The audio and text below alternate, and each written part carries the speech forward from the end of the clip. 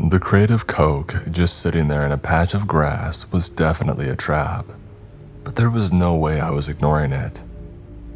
Sitting cross-legged in dirt, my classmate's blood running down my face, I gulped down diet soda until it was frothing in the back of my nose, and I was gleefully choking on it, burping and giggling, reveling in the ice-cold flush of relief drowning my sandpaper throat. I didn't expect soda. Townspeople were allowed to send pretty much anything to contestants, whether that was food or stuffed toys to keep up morale. I had a plastic duck in my backpack from an anonymous donor, who was definitely my neighbor. I wasn't sure why she stayed anonymous. I guess if she gave her name, she would be actively participating in watching me kill to survive. My neighbor always said that she was against the event, refusing to look me in the eye when I was dragged into an awaiting van, my hands tied behind my back. Still though, it was nice of her to send me a rubber duck. I had had a lot of gifts over the last 3 days, but soda was a new one. Bottled water was a given, of course. I had seen a guy perched in a tree, happily sipping a White Claw before getting his brains blown out by Alyssa Riley, who was surprisingly and scarily good with a sniper. I could ask questions until I was blue in the face. The who, what, why, and how a crate of 8 perfectly plastic-wrapped Diet Cokes were sitting in front of me. Except I was tired, hungry, and would commit murder for a fresh can of soda.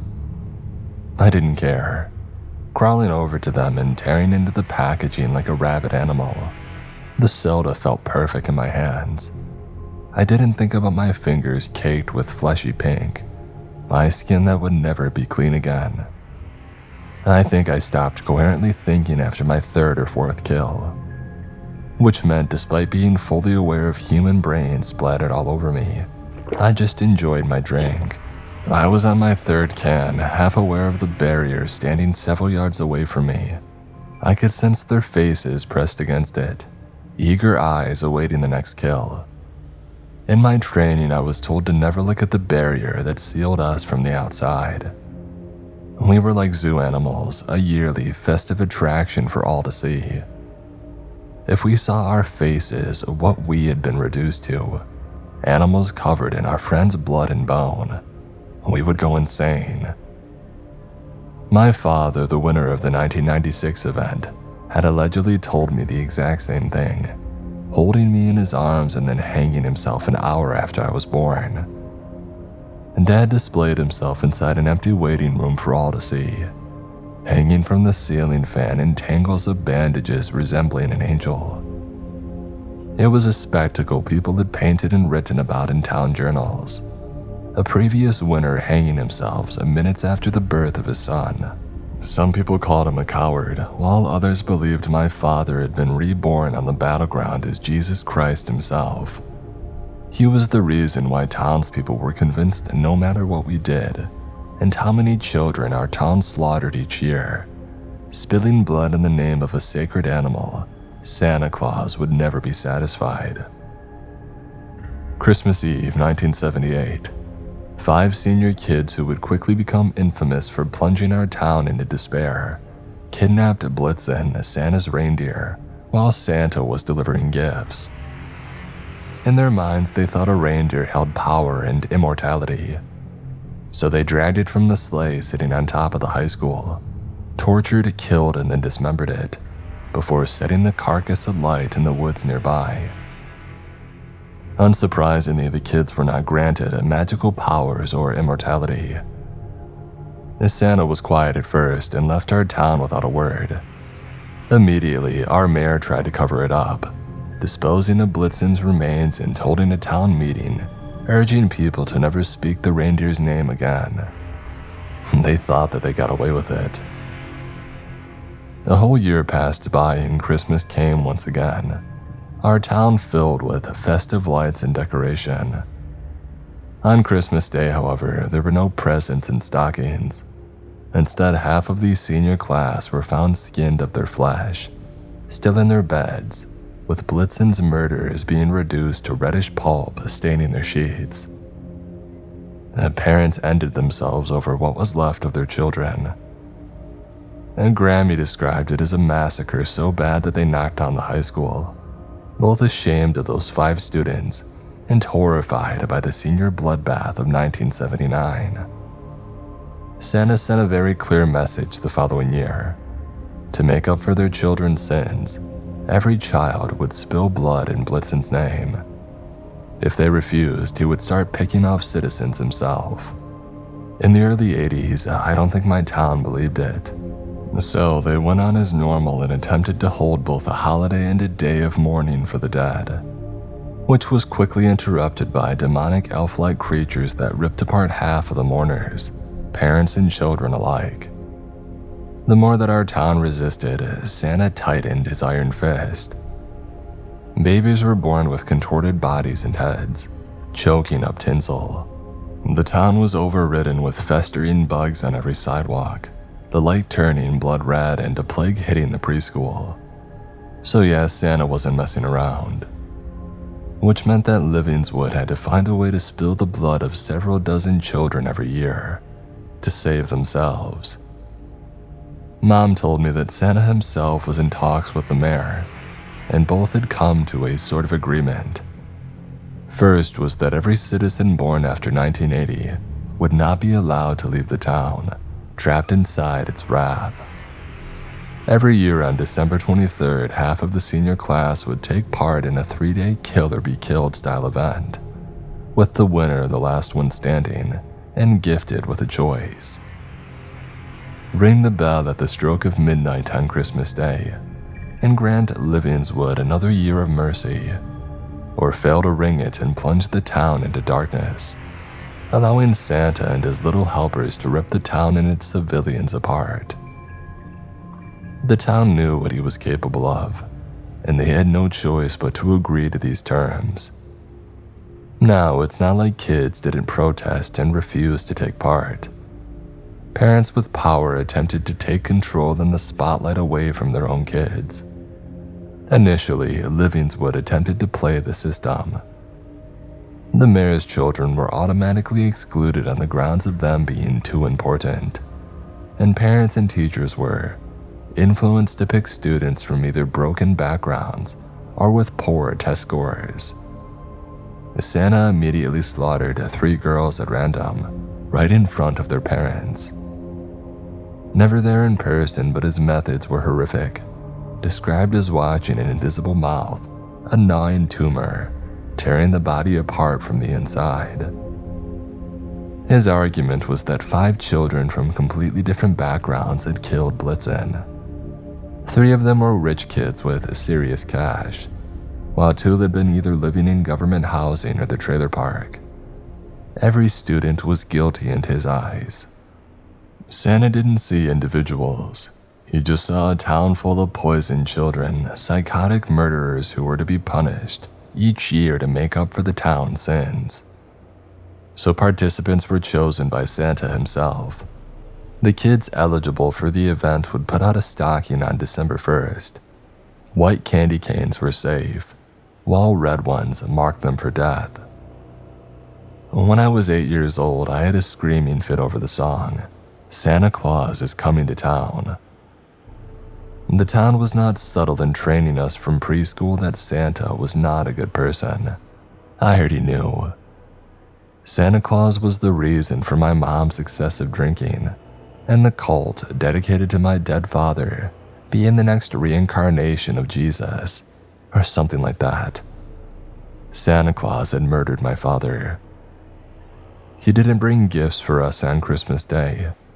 Santa trapped the high schoolers behind a magical barrier halfway across town and forced them to hunt each other. When I was 10 years old, training began.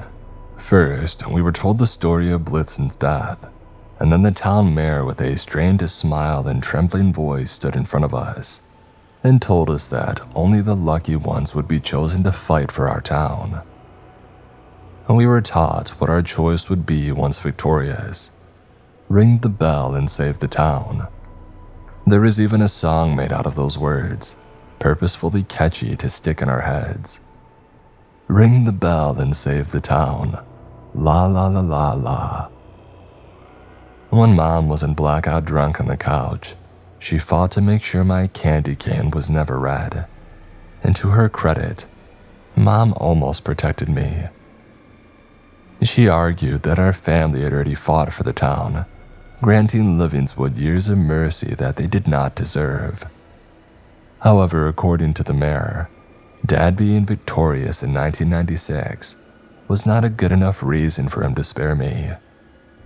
November 30th, I burned the stupid stocking before I went to bed.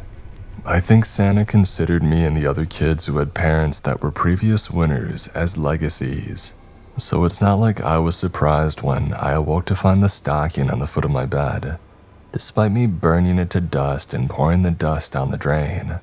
One single red candy cane had dropped out, and I burst into hysterical laughter that quickly turned to sobs heaving my chest.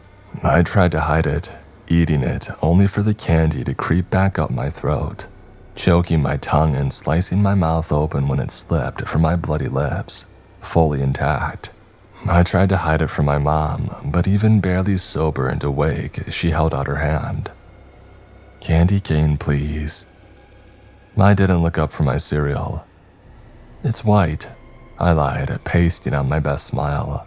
Mom broke out into a grin that was, dare I think, maybe sober, and saluted me with her glass of orange juice. "My baby is a winner." Her slur was clearing up slightly. Mom reached across the table and grabbed my face, cradling my cheeks. I had to swallow sour barf. Her smile was far too wide, tears slipping down her cheeks. She tightened her grip like clinging on might save me. "Just like your father," she spluttered through hiccups. Mom knew. I could see a red candy cane sticking from her pocket when she pulled away. I almost choked on my coffee. Santa was a cruel person. He didn't just present me my fate. The guy made sure my mother knew of my inevitable death at the mercy of my classmates too. Mom didn't say anything. She only made me my favorite pancakes and drowned them in chocolate syrup. I had mandatory training for the whole class that day. If we missed one session, we were automatically entered into the event, and our family executed. So I hugged her with a growing lump in my throat and headed to school. When I returned, I knew exactly what I would find. Unlike my father, who wanted his body to be found and remembered, my mother had left me with a single shot to the head. Mom didn't have people crowded around her like Dad did. She died alone in our pitch-dark living room, curled up, lying in a steaming pool of red.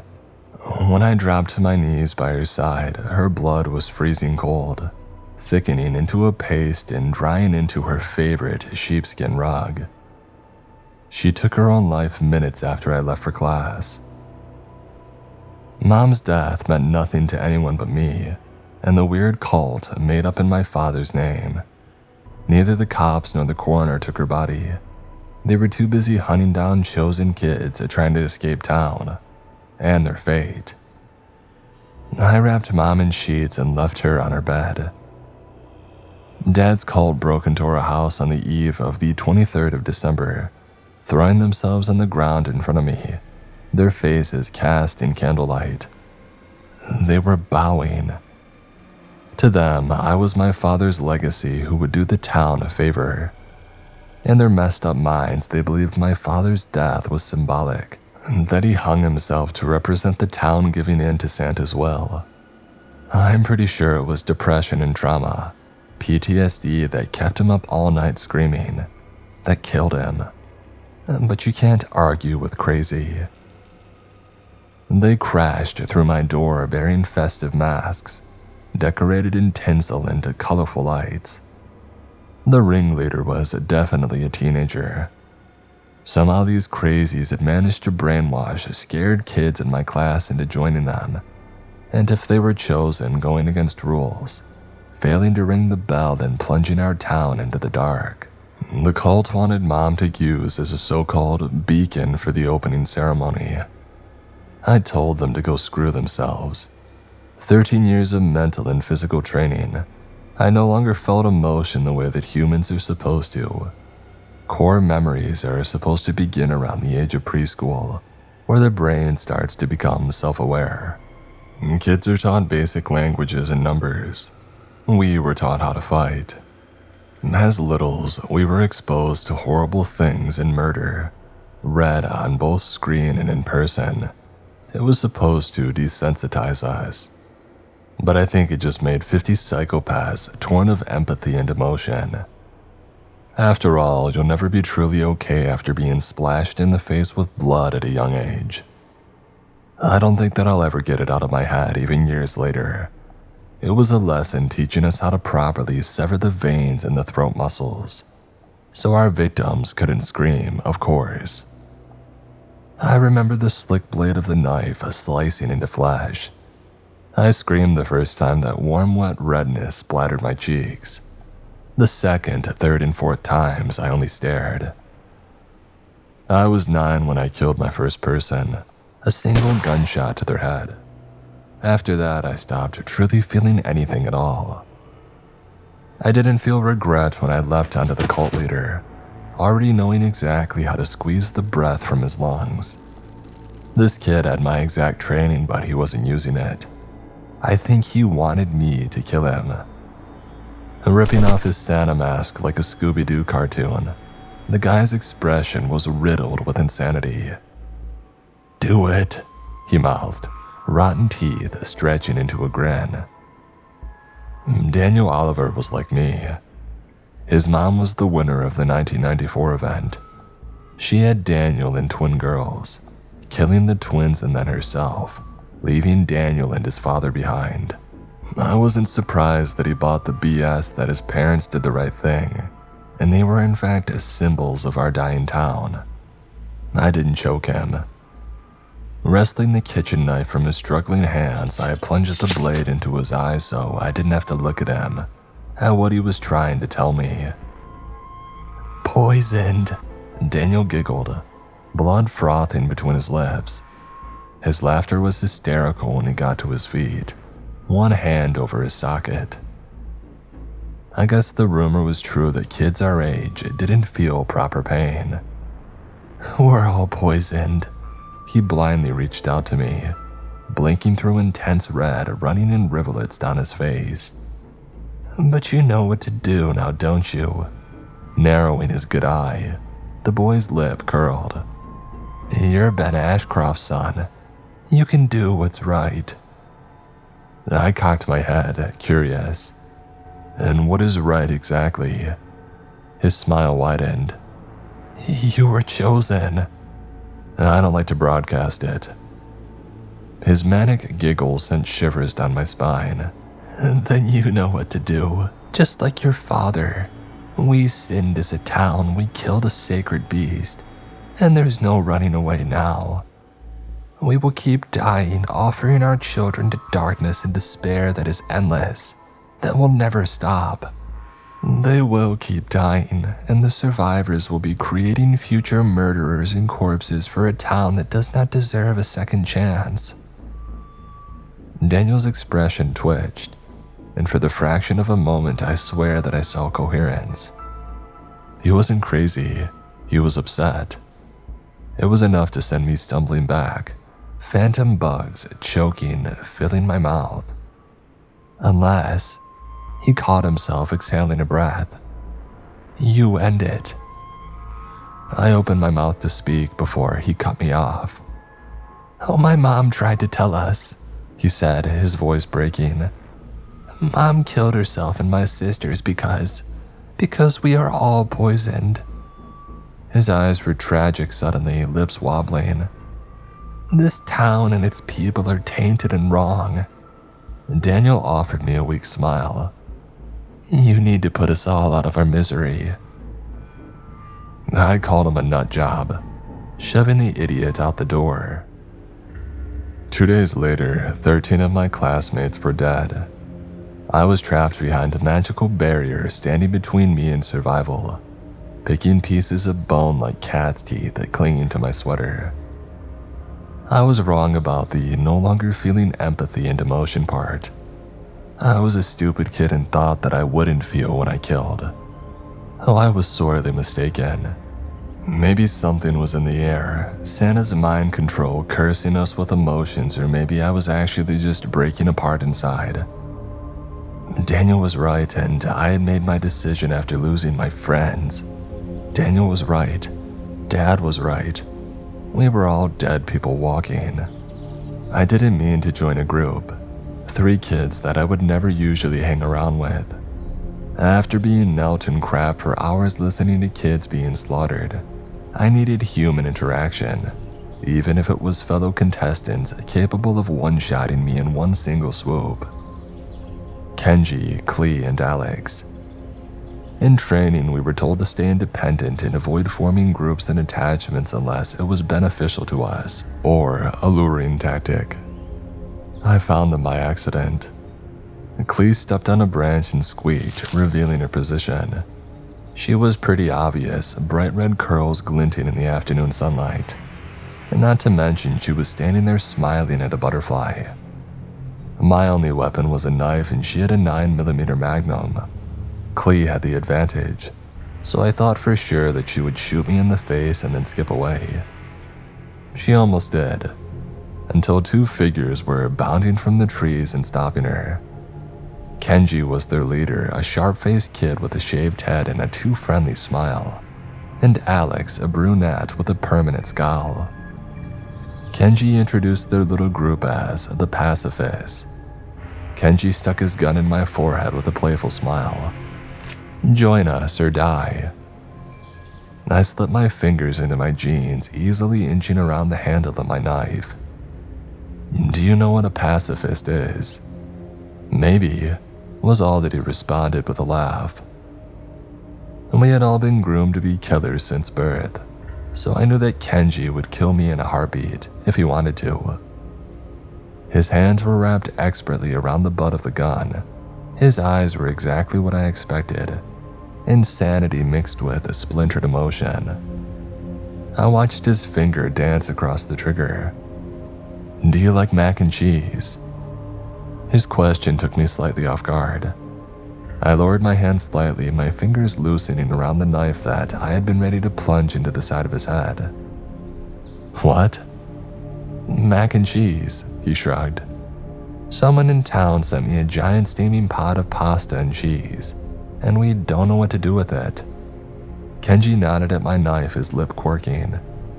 So, you can either kill us or come eat some yummy pasta. I jumped when the gun slipped from his fingers. He was unarmed.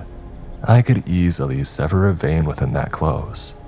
After all, Kenji's gaze followed my knife. It's Christmas, why don't we celebrate?